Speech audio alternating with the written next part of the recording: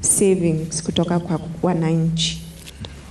Serikali ina shirika lingine ambalo linashughulikia masuala ya sako.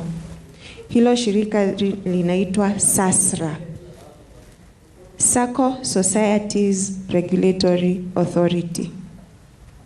Sasa, mnajua serikali inafanya kazi kwa mpangilio. Kwa hivyo kila mtu anapewa kazi ile anafaa afuatilie.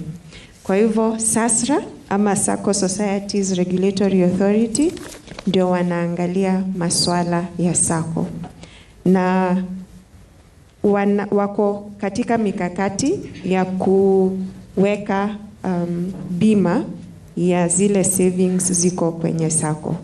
Kwa hivyo ni jambo ambalo linajulikana na linafuatiliwa ili tuhakikishe kuwa wananchi wote haki zao zinaangaliwa. Asante. Asante sana. Tuendelee. Na kuna mambo fulani Bwana Dennis, pia kuna mambo ulizungumzia kuhusu masuala ya financial literacy, ufahamu au ujuzi wa kifedha. Hayo ni mambo tutakuwa tunaangazia tukiendelea. Nafikiri ndugu zetu wa KDIC mtaangazia hayo tukiendelea. Naam, ningependa tuendelee na ratiba kidogo, tusukume maneno mawili matatu, kisha tutakuja kwenye maswali, na Bwana Chalo yupo tayari. Tuliomba tafadhali wale ambao wana simu zetu zile, tuliwaomba tufanye ile kitu tafadhali, kwa heshima kubwa. Asante sana.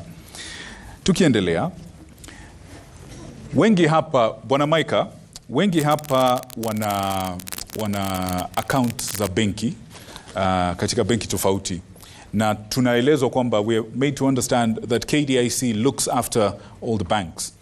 We want to know, and the people want to know, how does a Kenyan know that the bank that they are banking with is actually a member or is covered by KDIC? How can one tell that their bank is looked after or covered by KDIC? Mr. Maika? Thank you.